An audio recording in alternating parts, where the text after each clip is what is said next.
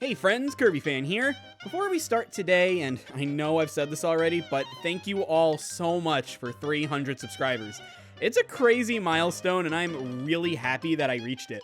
And as always, I'd appreciate if you left a like and a comment because those help my videos reach to even more people. Commenting on this video is especially helpful because you can vote for what you'd like in the next copyability spotlight to be. Just let me know what you want before June 27th, and there's a chance it'll be covered in the next spotlight. Wow!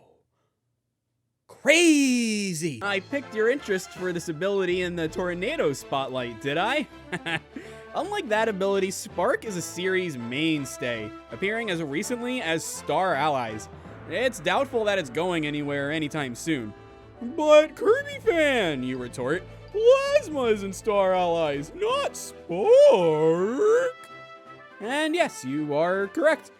And there are nuances to how Plasma works compared to Spark, which I'm going to go over throughout the spotlight. But for the sake of not having to give Plasma its own 3-game video, 4 if you count remake discussion as something separate, I figured I'd just combine the two together. With this in mind, were these two abilities any good? Time to find out! So before we get started, I just want to say one more thing. I'm not going to spend that much time on most of these games. We have way too much to go over. That being said, one game I think is very important to talk about is Kirby's Adventure, and why Spark is drastically different between this version and Nightmare in Dreamland. The ability is simple enough, of course. Kirby is surrounded by a circle of electricity that zaps enemies walking into it. He sparks them. Alright, met the joke quota for the video. Where the interesting point comes in is through the biggest deterrent to using a copy ability in Kirby's Adventure. Speed running, no damage runs, having fun, and that is lag. When you use Spark in this game, the frame rate tanks. Spark isn't the only ability that has this problem, but it's certainly the most extreme. Because of this, it isn't seen anywhere in the any % speedrun, or any variations of it.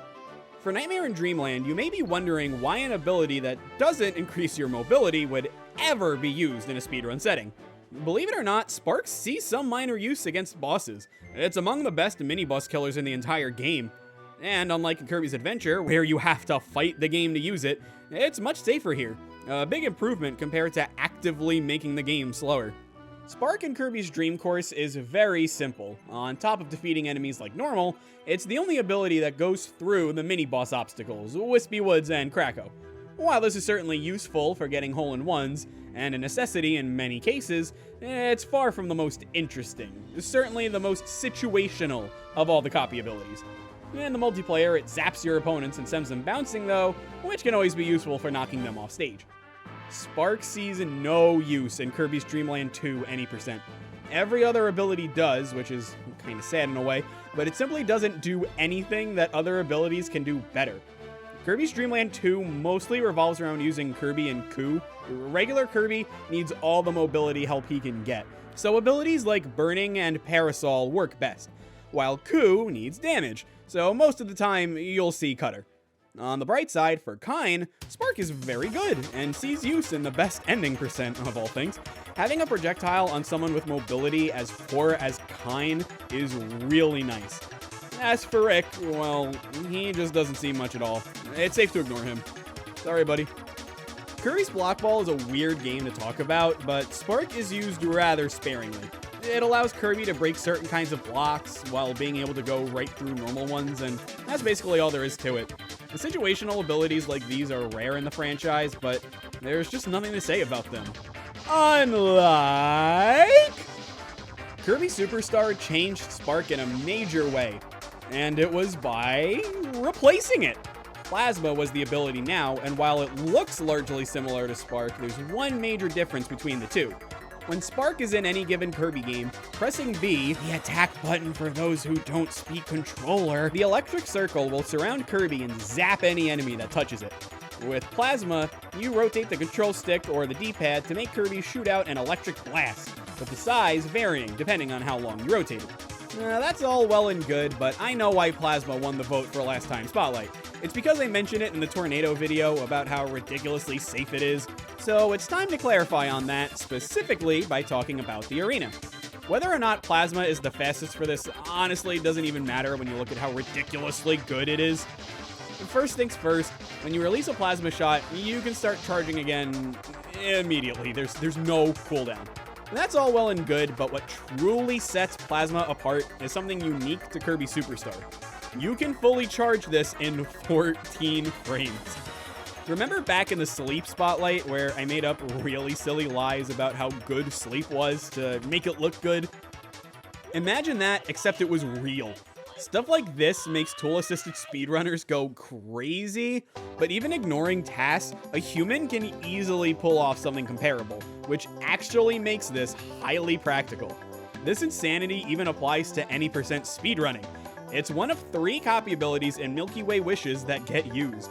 And in Milky Way Wishes, you need to go out of your way to get abilities. So for a speedrun to spend time going after it, that says a lot about how good it is.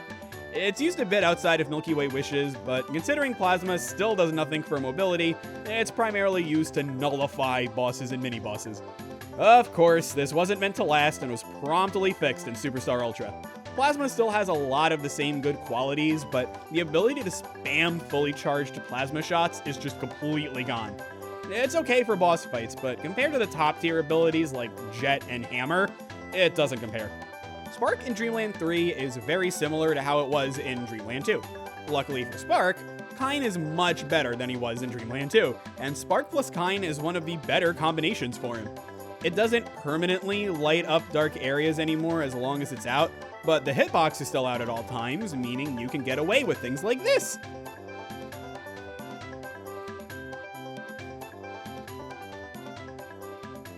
Yeah, having a constant hitbox in Kirby is almost always incredible, seeing as how enemies usually only take 1 or 2 hits to die. Sad to say, Ku is still used for the majority of the speedrun, and Spark plus Ku is not very good. Kirby 64's speedrunning often revolves around good use of fire plus fire, with anything else rarely being used. I can't imagine any ability combinations being very good for movement, unlike some of the more recent entries where, even though Wing is the undisputed champion, there are still plenty of good options. So for this game, I'm going to make a bit of a change to how I normally do things, and talk about how good Spark and Stone is. I have a video detailing why I focus so much on speedrunning when doing these copy ability spotlights, but the short version is, it's because most of the time they trivialize these games, and Spark and Stone really trivializes Kirby 64. It's strong and has huge range. Of course, it's got a long-lasting hitbox that scatters across the whole screen. That's a big plus. Spark and Ice is good too, since you get infinite food from it, and Kirby doesn't put on any weight. How he does it, I don't know. Either way, it's strong, but in a different way. Kirby Air Ride is a very simple game to describe for Plasma, because looking at Air Ride, there's very little value in it. Even ignoring speedruns, getting a fast time is what's most valuable in Air Ride, and needing to charge up Plasma, generally speaking, isn't worth it compared to better options. That being said, City Trial is a bit of a different beast, since many abilities find use here. Even Sleep! Okay, maybe not Sleep. Plasma's highlight, rivaling that of even Superstar, is in Kirby Melee 1, where the body count reaches insanely high values in seconds. It's helpful in any of the versus modes, such as Destruction Derby and versus Day-to-Day, even though the latter doesn't contribute to a speedrun beyond 100%. Still, it's very good. I'm going to lump Amazing Mirror and Squeak Squad together because Spark has the same issues in both. Versus bosses, it's still good, but outdone by abilities like Sword. Nightmare and Dreamland, these games aren't. The only 2 points of note involve Squeak Squad. One, you can mix it to get the Elemental Sword. It doesn't do much of anything, but whatever.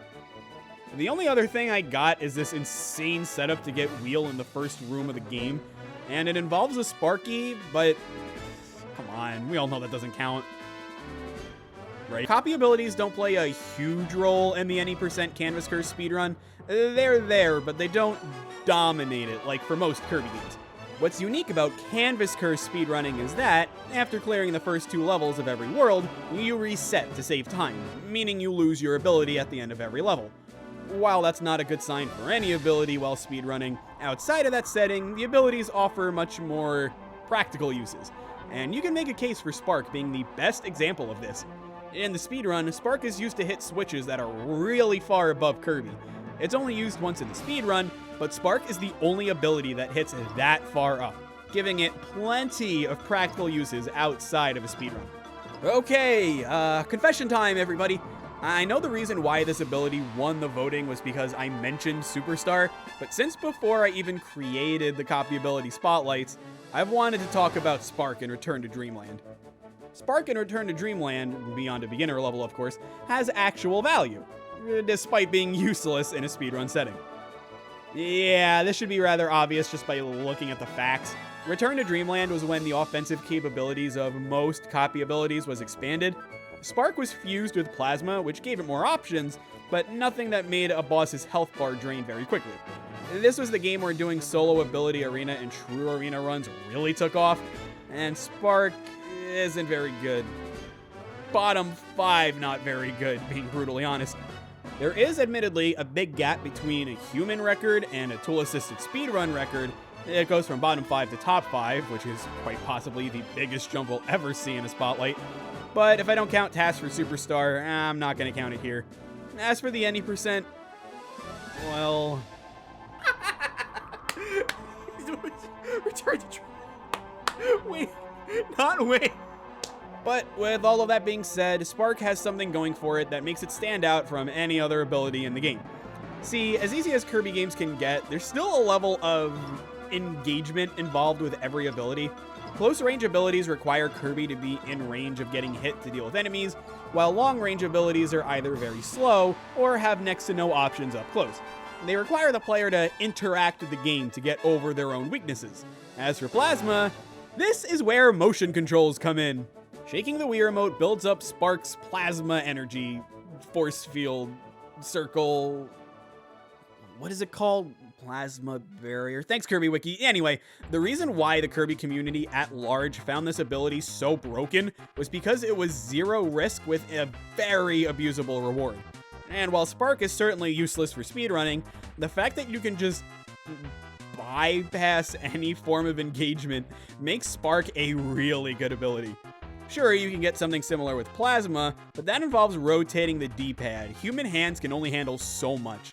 But kinda haphazardly waggling the Wii Remote without any real effort, with, as a bonus, complete vertical and horizontal coverage at any distance, and having options at the short range thanks to the Plasma barrier, thanks Kirby Wiki. The only thing holding this ability back really is just how bad it is for speedrunning. But hey, speaking of speedrunning, Spark was also in Kirby's Dream Collection as a copy ability challenge room. Normally for the spotlights, I talk about any percent, since that takes out as many instances of being forced to use an ability as possible. But since Dream Collection's challenge stages are isolated, I'll be going for the ILs involving Platinum Medals.